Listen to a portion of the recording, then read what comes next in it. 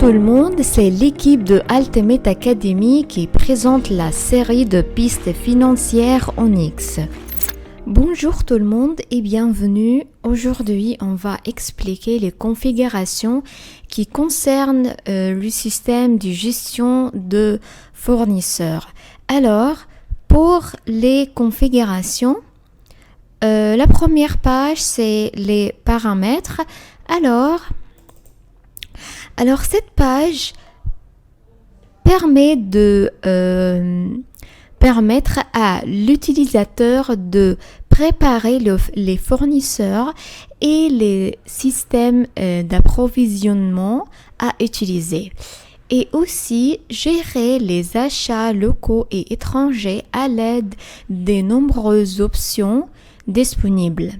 Ces options doivent être corrigées lors de la première utilisation du système, en fonction de la nature et du volume de l'activité de la société, bien sûr. Alors, comment utiliser cette page? Alors, je vais appuyer sur le bouton modifier, comme ça. Et on voit par exemple longueur, numéro fournisseur, par exemple c'est 9. Je peux changer ça pour être 8 par exemple ou 10 par exemple. Et par exemple je vais le rendre 8. Ok. Et aussi on est quelque chose qui s'appelle lié fournisseur aux comptabilités. Alors, lié fournisseur à la comptabilité, cette option permet à l'utilisateur de déterminer le moyen de connecter les comptes du fournisseur au système du grand livre général. Et on est deux choix. On est multi-couple et compte groupe. Alors, multigroupe, lorsqu'on choisit cette option, il doit exister un compte analytique distinct pour chaque fournisseur dans le plan comptable, sous le compte principal du fournisseur. Mais si on choisit compte groupe, en fonction de cette option, l'utilisateur doit établir un compte analytique dans le plan comptable et le lier au fournisseur. Alors, on est aussi, par exemple, séquence demande d'achat. Par exemple, on est cumulatif et partie. Alors, cumulatif, c'est-à-dire que ça va être 1, 2, 3, 4. Et partie, ça veut dire que on va classifier les séquences de demandes en fonction des types de les fournisseurs. On est aussi séquence bon commande et séquence facture d'achat et c'est les mêmes options cumulatif et par type, c'est les mêmes sens aussi et séquence savoir d'achat. On est aussi par exemple utiliser compte fixe pour crédit, on peut cocher ça ou pas cocher. Et on est aussi réutiliser numéro document supprimé. On peut cocher ça ou pas. On est aussi affiché coût estimatif sur bon de commande. On est aussi un certain numéro délégué dans facture obligatoire, etc., etc. Alors, on choisit toutes ces options en fonction de la politique de la société. Comme je l'avais dit, que toutes ces options est donc est basée sur les demandes de la société. Alors, après finir toutes les options, ici, je vais appuyer sur le bouton enregistrer comme ça pour enregistrer toutes les informations. Et ensuite, après ça, on est type fournisseur. Alors, type fournisseur, cet écran permet de classifier les fournisseurs en types tels que, par exemple, fournisseurs locaux, fournisseurs étrangers ou toute autre classification souhaitée par l'utilisateur. Alors, pour être capable de ajouter des informations dans cette page, je vais appuyer sur le bouton ajouter, comme ça, et je vais écrire le type de fournisseur ici en utilisant la langue du système et en utilisant d'autres langues ou une langue étrangère. Je peux aussi appuyer sur le bouton afficher comme ça pour être capable de voir les groupes de fournisseurs qu'on est. Par exemple, ici on est fournisseurs locaux et fournisseurs étrangers. Alors, c'est comme ça ici. Si je voudrais ajouter un autre type de fournisseur, je vais appuyer sur le bouton ajouter comme ça pour être capable d'ajouter le type que je veux. Ensuite, après ça, on est classification des fournisseurs. Alors, classification des fournisseurs, cette page permet de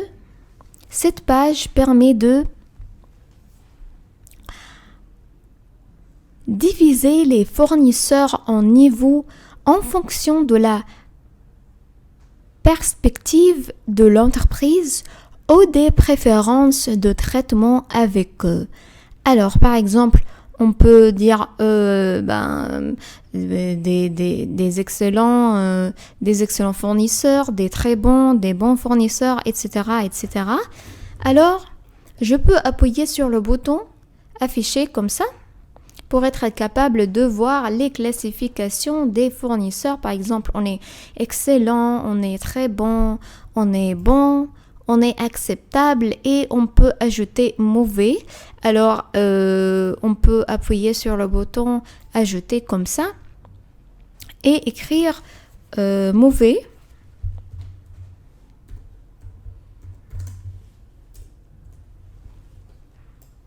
Et aussi mauvais comme ça. Ensuite, après ça, on est type facture d'achat. Alors, type facture d'achat, cet écran permet de diviser les types de factures d'achat en différents types. Par exemple, achats locaux, achats étrangers ou tout autre type à votre choisir. Alors, on peut appuyer sur le bouton afficher comme ça pour être capable de voir les types factures d'achat qu'on est. Par exemple, on est facture d'achat électronique, on est par exemple facture d'achat de matériel, achats locaux, on peut ajouter achats étrangers. Alors, achat étranger comme ça et ensuite après ça je vais appuyer sur le bouton enregistrer comme ça et quand j'appuie sur le bouton afficher je peux voir achat étranger comme j'ai ajouté ce type. Ensuite, après ça, on est type retour d'achat. Alors, cette page aussi permet de diviser les types de retour d'achat. en différents types. Par exemple, retour de fourniture, retour de matériaux, par exemple, etc. Comme ça. Alors, je peux ajouter des différents types de retour d'achat. Je peux appuyer sur le bouton afficher comme ça. On est retour de matériaux, retour de fourniture par exemple. On peut appuyer sur le bouton ajouter pour écrire retour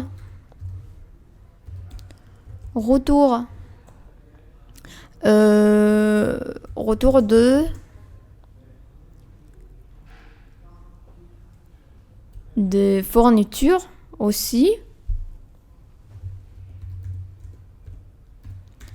Fourniture, comme ça. Et j'appuie sur le bouton enregistrer comme ça. Et ensuite, après ça, on est type de remise supplémentaire. Alors, type de remise supplémentaire, cette page permet de diviser les types de remise supplémentaire en différents types en fonction de la politique de la société. Alors, je peux appuyer sur le bouton afficher et je vais appuyer sur le bouton ajouter comme ça pour être capable de ajouter des types de remises supplémentaires. Alors, remise par exemple, remise sur la quantité par exemple, la quantité, et je peux aussi écrire le nom en utilisant d'autres langues dans ce champ. Et je vais appuyer sur le bouton enregistrer comme ça. Et alors, c'est les configurations qui concernent le système de gestion de fournisseurs. Ensuite, on va voir les définitions. Alors, on est groupe fournisseur.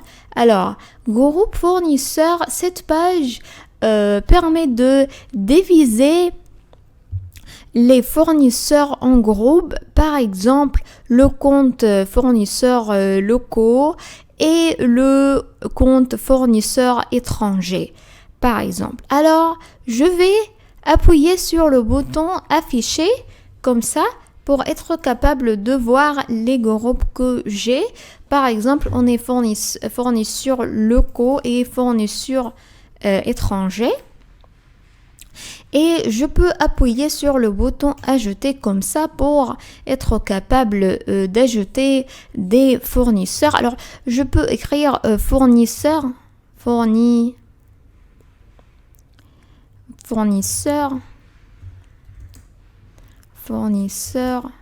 des Nord d'Afrique.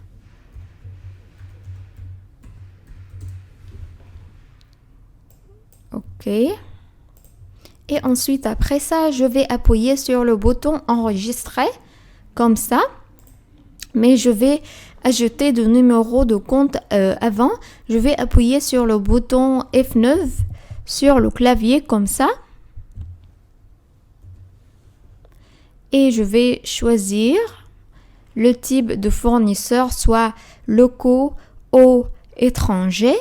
Et ensuite, après ça, je vais appuyer sur le bouton enregistrer comme ça pour être capable d'enregistrer ce groupe. Alors, dans la prochaine vidéo, on va continuer les définitions qui concernent le système de gestion de fournisseurs et on va voir aussi les opérations qui concernent ce système.